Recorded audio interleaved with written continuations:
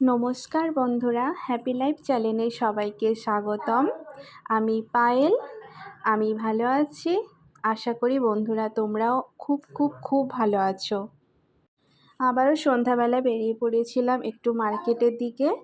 তো এই মিষ্টির দোকানে, দাদার দোকানে গেলেই দাদা গুজিয়া দেয়, সেটা বাবাইকে দিলাম। বাবাই সাথে সাথে খেয়েও নিল।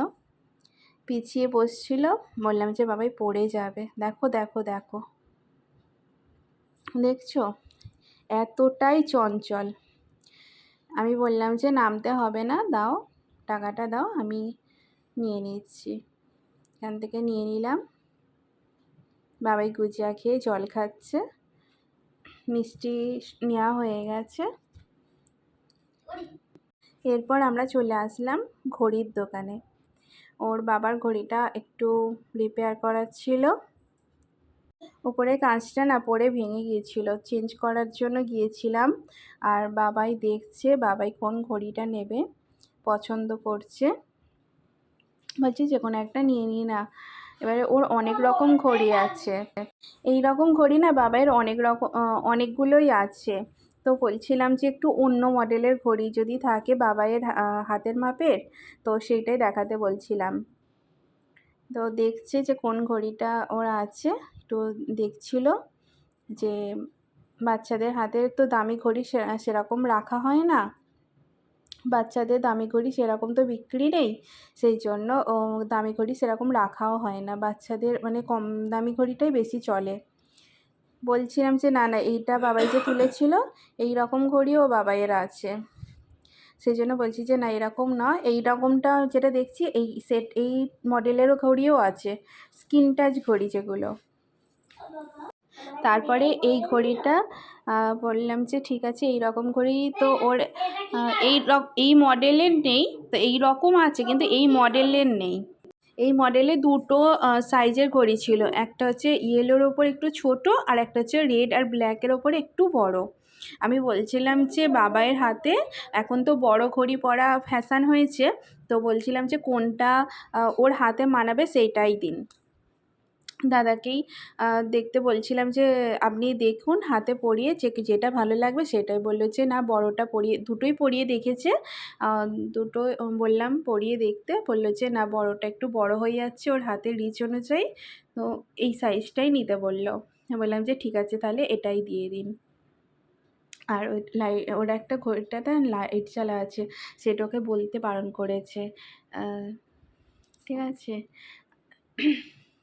বলছে না, ও দেখালে না ও সেটা জ্বালবে সবসময়, আর ব্যাটারিটাও শেষ হয়ে যাবে।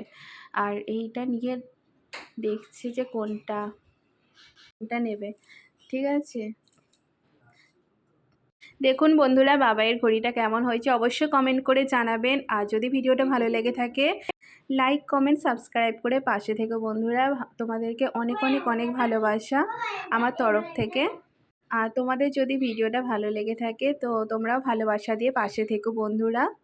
দেখো বাবাইয়ের ঘড়িটা কেমন হয়েছে অবশ্যই কমেন্ট করে জানাবে। আর দেখতে থাকো। বাবাই এই ইয়েলোটাই নিয়েছে, তো বলছি যে বাবাই দেখো বক্স থেকে বের করেই নিয়ে নিচ্ছে। বলছি ব্যাগে দেবে, প্যাকিং করে তোমাকে দিচ্ছে, দাঁড়াও দাঁড়াও, ও বক্স থেকে বের করেই নিচ্ছে।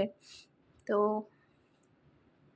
দেখুন, আরও দু তিনটে কাজ ছিল, সেই সবটুকু কাজ কমপ্লিট করে, দু তিনটে কাজ ছিল, সব কটা কাজ কমপ্লিট হয়ে ওঠেনি। তো যেটুকু কাজ কমপ্লিট হয়েছে তো সেটুকুই কাজ মিটিয়ে বাড়ি চলে এসেছি। আর এখানে টেলারে এসেছিলাম, যে শাড়ি কিনেছিলাম দেখিয়েছিলাম, সেই শাড়িরই ব্লাউজ বানাতে দিয়ে এসেছি।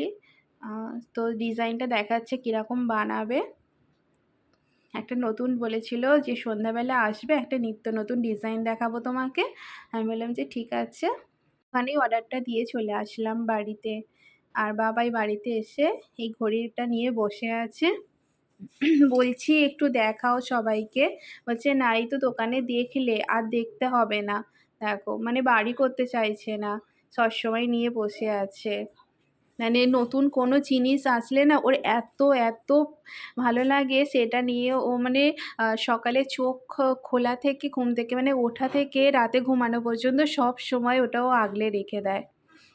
বাচ্চা মানুষ, এটাই স্বাভাবিক ব্যাপার, তাই না?